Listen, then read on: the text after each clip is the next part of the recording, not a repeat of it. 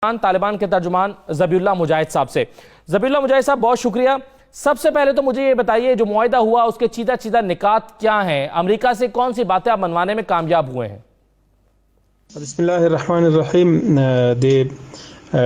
American sir د اشغال د خاتمه معاهده سے کوم کیږي د اساسي ټکی او بنیادی ټکی دوه دي او دوه نور فرعي ټکی لري. اساسي ټکی دا دي چې افغانستان څخه به د امریکایي ځواکونو ټول عسكر وزي او افغانستان خاور به پرېږدي، یو وخت ورکړ شوی په هغه وخت کې به دوی وزي. او دوم اساسي ټکی دا ده چې د افغانستان له خاور نه به هیڅ چاته امریکای په شمول ضرر نه متوجه کیږي،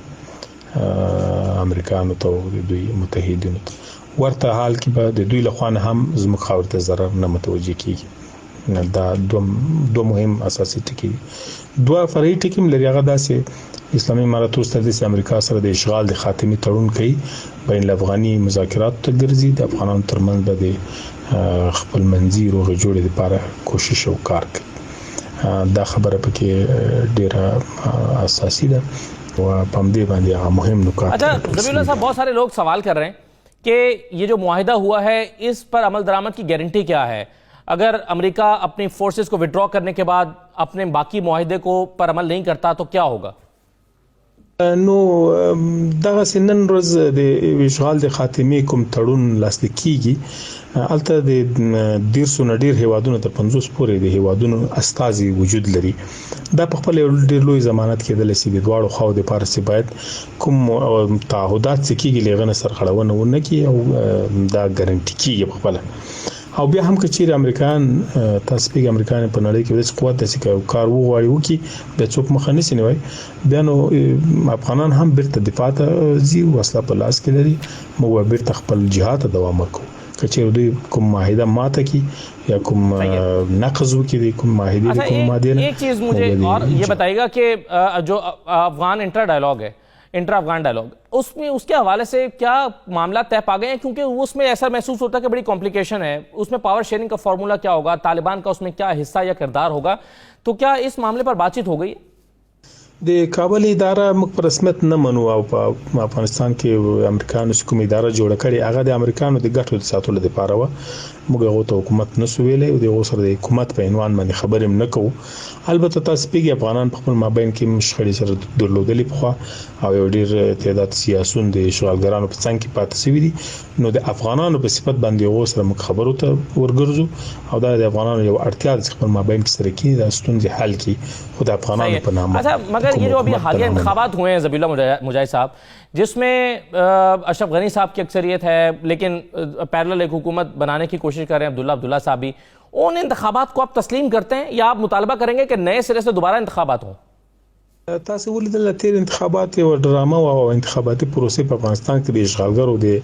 اشغال د دوام لپاره استعمال شوی پروسې دي. دا پروسې مقتضی منلو نه دي، نتایج مقتضی منلو نه دي. په آینده کې به موږ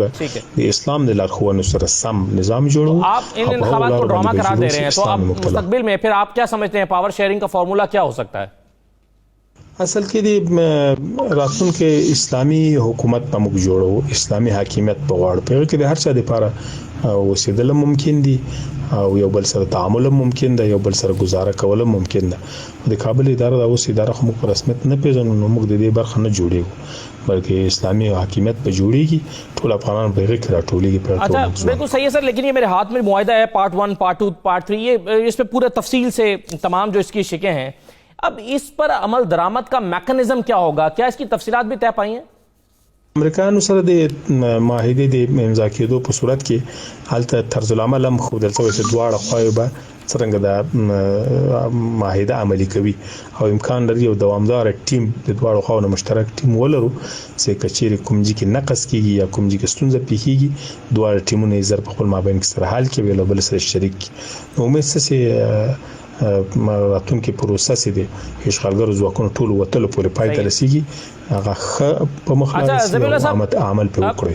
अब इसमें ज़ाहिर है कुछ तो निकात ऐसे हैं जिस पर आने वाले दिनों में अमल दरामद शुरू होगा, लेकिन फौरी तौर पर कौन सी चीज़ें हैं जिस पर अमल दरामद इस मुआहिदे के फौरन बाद से होना शुरू हो जाएगा?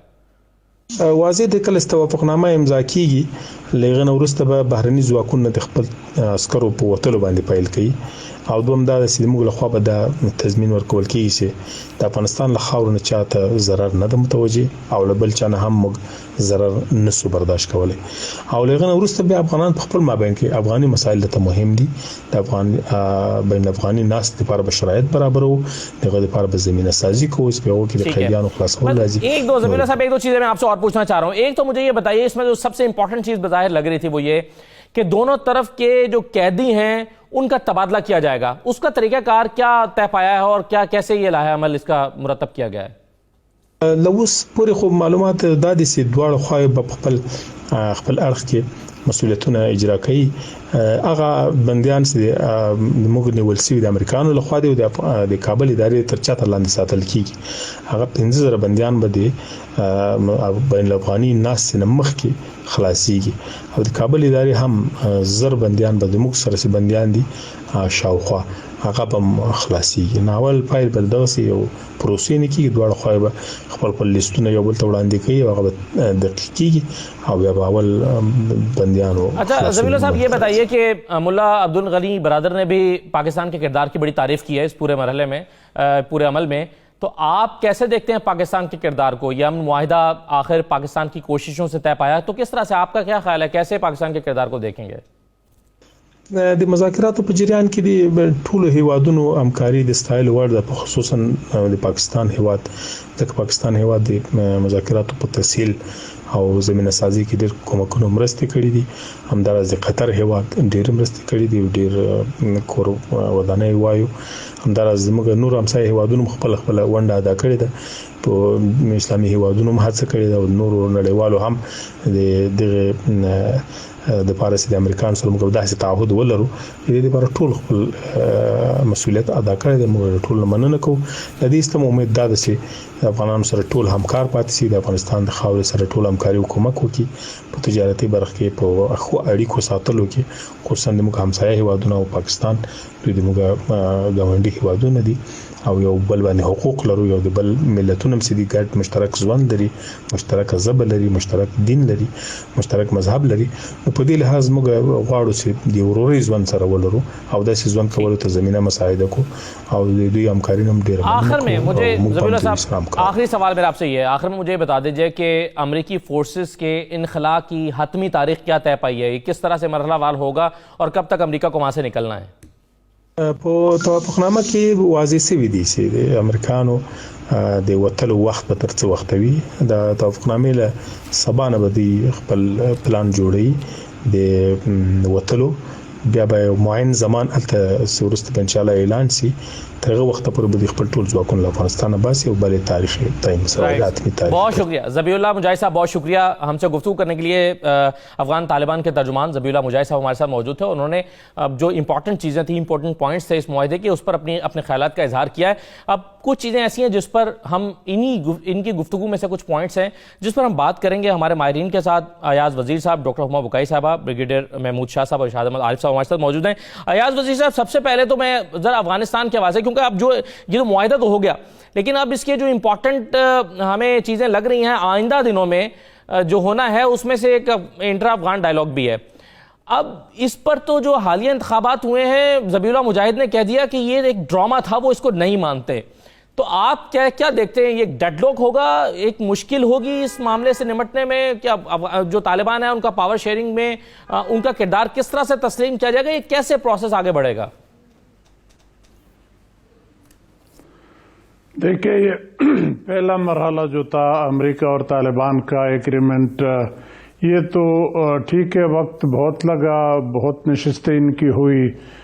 لیکن یہ اتنا مشکل مرحلہ نہیں تھا اس میں 2 ریزرویشن تھی جو طالبان کے ترجمان نے بتا دی ہے وہ دونوں آپس میں مان گئے اب اس پہ دستخط بھی ہو گئے اس پہ عمل شروع ہو جائے گا. امریکن 14 مہینے کے اندر افغانستان سے سارے نکلیں گے سارے فارن فورسز اور طالبان 135 دنوں تک وائلنس میں جو کمی ہے جس کو وہ سیز فائر کا نام دینا نہیں چاہتے تو اس میں جو کمی ہے اس کو برقرار رکھیں گے.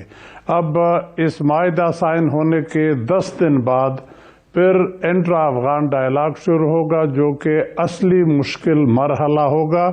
کیونکہ ایک طرف طالبان ہوں گے اور دوسرے طرف افغان حکومت اور اس کے ساتھ جو دوسرے قبائلی رہنما یا سیاسی لیڈر کا ہے یا جو بھی نام دے دے مختلف گروپس ہوں گے. تو ان کے درمیان جب بات چیت شروع ہو جائے گی کہ آئندہ افغانستان کا نقشہ کیسے ہوگا اور اس میں کس گروپ کا یا کس آدمی کا کتنا حصہ ہوگا، یہ خاص مشکل مرحلے ہیں، انتہائی مشکل مرحلے ہیں. پھر اس کے اندر وہ لوگ بھی ظاہر بات ہے اس وقت رول پلے کریں گے جو اس پیس ڈیل کی مخالفت کرنا پسند کریں گے. وہ چاہیں گے کہ مس انڈرسٹینڈنگ کریٹ کرے، وہ چاہیں گے کہ یہ پیس ڈیل ان کے درمیان ہو ہی نہ. ایسے ملک ہیں جو اس سے دل میں ظاہر بات ہے خوش نہیں ہوں گے، لیکن برملا تو نہیں کہہ سکیں گے، وہ موقع کی تلاش میں ہوں گے. تو اس وقت یہ خاصا مشکل مرحلہ ہے، اس کو کامیابی سے یہ کیسے طے کریں گے یہ ابھی کہنا مشکل ہے، کیونکہ نہ افغان گورنمنٹ کوئی ابھی اس پہ راضی ہے کہ وہ ایک قدم بھی پیچھے ہٹے، نہ طالبان اپنے سٹانس سے پیچھے ہٹنے کو تیار ہے. تو اس کو قریب لانا، اس کے درمیان ایک مستقبل کا نقشہ بنانا مشکل مرحلہ ہے، لیکن دعا کریں گے کیونکہ من حیث القوم افغان تنگ ہے جنگ سے، خواہ وہ طالبان ہے، خواہ وہ افغان گورنمنٹ ہے، خواہ وہ افغان عوام ہے، وہ امن چاہتے ہیں. وہ امن کیسے لائیں گے یہ مشکل کام ہے.